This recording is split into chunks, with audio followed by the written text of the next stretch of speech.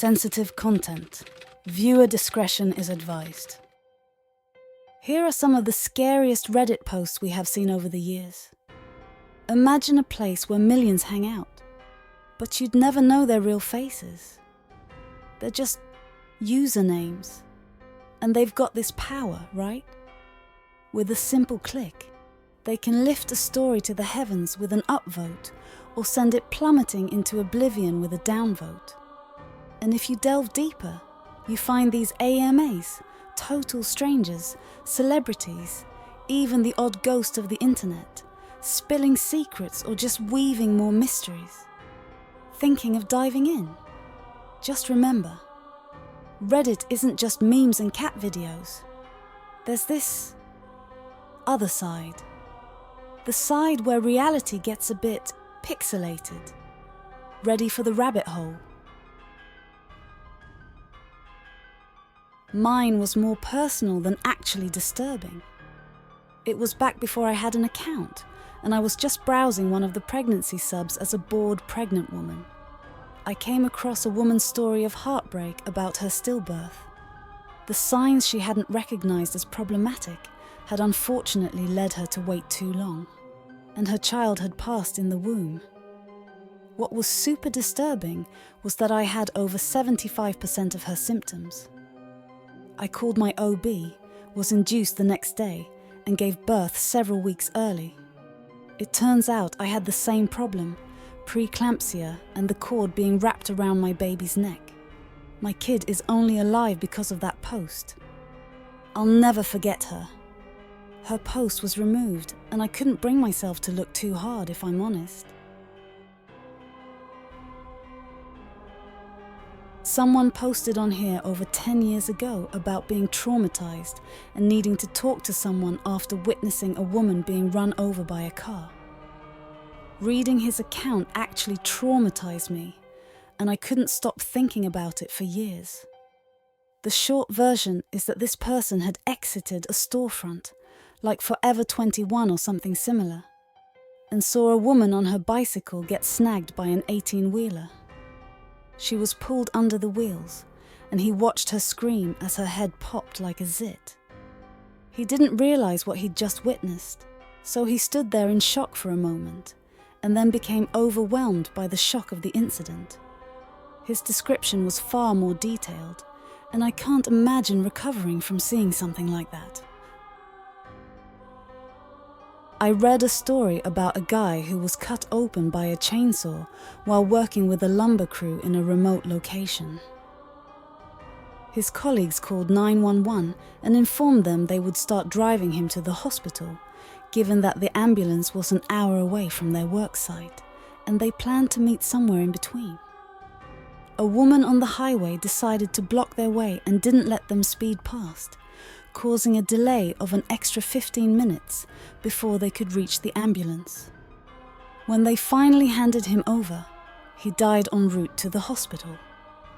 Had they reached the ambulance just 5 to 10 minutes earlier, he might have survived. Since that story, whenever I see someone speeding excessively or driving recklessly, I refrain from playing the role of the highway citizen police and simply let them pass.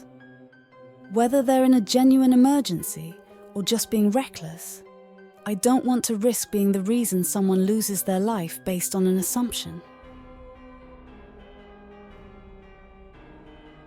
The one where a girl is playing around in the bathroom with a gun that goes off and shoots her sibling or cousin.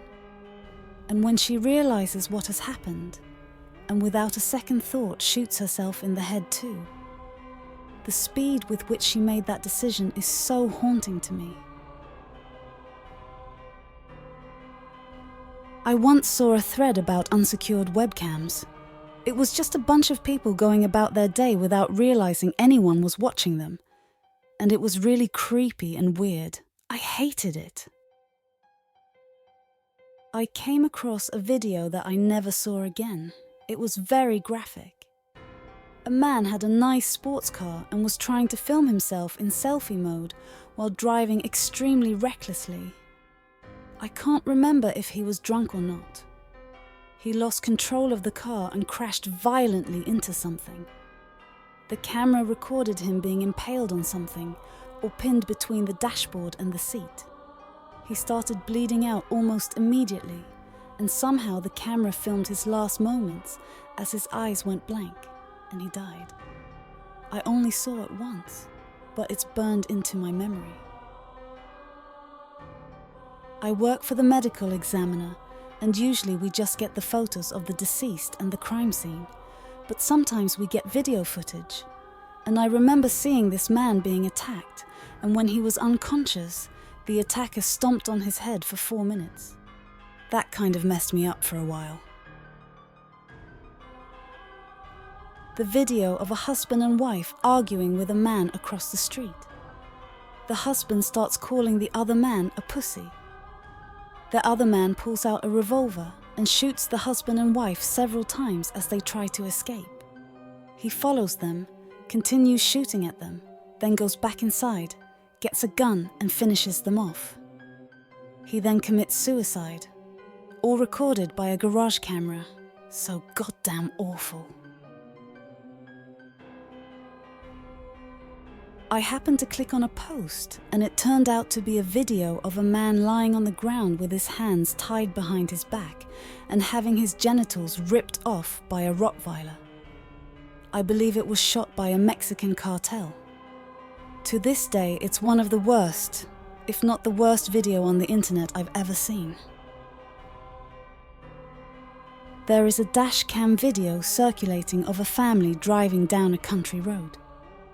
Just as they are about to pass a truck going the other way, a brick or something similar flies out of the truck and punctures the windshield of the car, apparently killing the mother in the passenger seat instantly. You can't see anything from inside the car, but you can hear the kids screaming and the father crying as they realize she's dead.